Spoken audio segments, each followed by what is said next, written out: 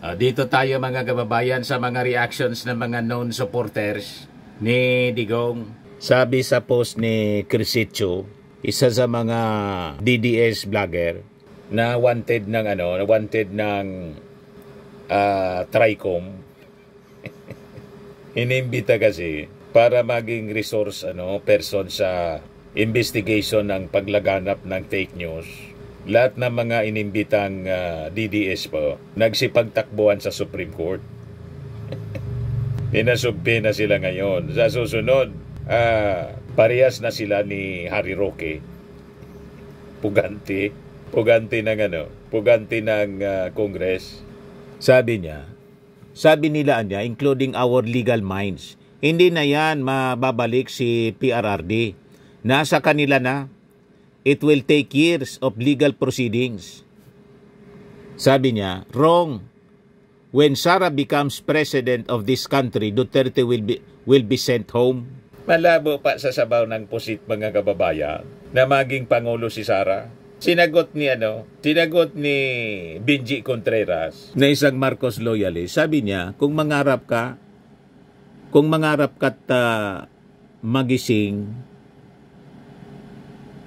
Soljen, paano maging presidente si Inday Lustay kung ma-impeach siya? Paano maging presidente si Inday Lustay kung kasama siya sa kaso sa ICC at maaresto? Also, according to Okta Research Survey, last January, 36% of the Filipino adults are pro-Marcos while only 18% pro-Duterte. Then there is the opposition, pink yellows. So how can she win? Even if she won't be impeached nor tried by the ICC. By the way, patriotic Filipinos will never vote for Sara Duterte Carpio in 2028 because she is pro-China. Binasag agad mga kababayan ni Benji Contreras si Crisito. Dami siyang mga sinasabi dito pag naging presidente daw si Sara. 1. Extradition to the Philippines can be mediated when Sara is president as part of diplomatic negotiations and international pressure. His arrest is harmful to the nation's sovereignty and was a domestic power struggle. 2. Challenging the ICC's jurisdiction as overreach. 3. Political allies. When Sara becomes president, she can reach out to international political allies and ask for diplomatic support. She can choose to challenge the conviction when it comes as the ICC is not recognized by the Philippines. In short, when Sara becomes president, President Rodrigo Duterte can come home to die in the country he loved and served all his life, whether as a free man or as someone who will serve his time in jail domestically. Tawag niyan mga kababayan, hallucinations. Nag-hallucinate na lang po yung mga DDS. Anyway, ayaan natin silang mangarap at magyabang ng magyabang para makuha nila yung kanilang hinahanap. O ngayon, ito yung totoo at malapit sa katotohanan mga kababayan na mangyari. Ito yung report ng ABS-CBN. Sabi dito, will Duterte be allowed to go home? Less probable, law expert says. Yan ang katotohanan yan, mga kababayan. Ngayon, alamin natin kung bakit yung ganon ang pananaw ng isang law expert. Sabi niya po, si Assistant Professor Michael Chu Jr. ng UP College of Law, there is a small possibility that the pre-trial chamber of the ICC will allow former President Rodrigo Duterte to go back to the Philippines should his camp apply for interim release. Yan yung sinasabi ni Atty. Torion. Mamaya iparinig ko sa iyo.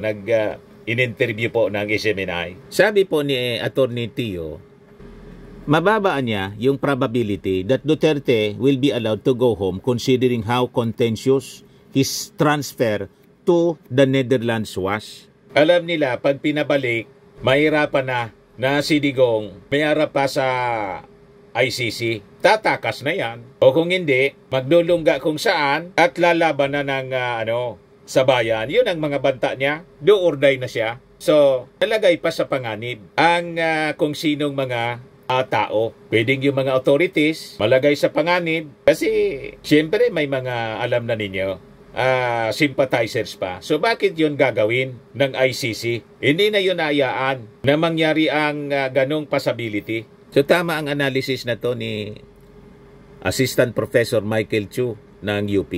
So sabi niya, given what we saw how contentious the transfer was, contentious in the sense na siyempre may mga nagreklamo at may mga magdudulog ng mga argumento about the manner in which he was transferred. So sabi niya, mga kababayan, the pre-trial chamber will certainly think about whether makakabalik ba siya sa Netherlands kung papayagan siyang pauwiin. Kung pakakawalan siya at papauwiin siya sa Pilipinas, likely ba na babalik pa siya at matutuloy pa yung proceedings? Kasi hindi naman pwedeng matuloy kung wala siya doon. Nagets na ninyo, mga kababayan, tama yung kanyang mga analysis. Given the background, mga kababayan, ng mga Duterte. So sabi niya dito, Tio also said it might not be a big deal that the Philippines is not a state party to the Rome Statute. Factor siya in the sense na hindi mo maobliga yung Pilipinas to follow whatever provision or order of the court. Pero in this particular instance nakita natin willingly nag-cooperate yung ating government authorities sa pag-transfer sa kanya. That might be less of a problem. Of course, it's going to create another problem kung pauwiin sa Pilipinas at may resistance to come back. But in terms of how it played out during the transfer, that might be less of a factor na hindi tayo member kasi parang pwede ka nang voluntarily mag-comply. The Duterte camp earlier said it might seek postponement of his appearance before the ICC, which Tio said might make little sense since Duterte is already there. Ayon sa Rome Statute din, ito na niya yung pagkakataon, yung initial appearance na hingin yung interim release kasi presumably, yon ang unang-una mong gustong mangyari na alisin yung tao na nakadetain doon sa detention facility at I suppose maging mas komportable elsewhere sa lugar na pipiliin nyo. So, the possibility, mga kababayan, na pagbigyan malabo, madaling sabi kasi walang garantiya. Halimbawa, pagbigyan yung petition for interim temporary release, makabalik sa Pilipinas, malamang magtago na to, mga kababayan, si Digong, diretso na sa Beijing. Sa kabundukan ng China, mga kababayan, kukup-kupin na ni Xi Jinping at from Beijing, doon siya magpapakawala ng mga propaganda laban sa Pilipinas. Tama? Laban sa sitting president, pwede siyang magmura pa doon. Pero dito sa detention cell ng ICC, isolated siya. Hindi na siya makapagmura doon. Wala siyang kausap. Diba? Ito yung interview kay Torion. Parinig ko sa inyo, mga kababayan.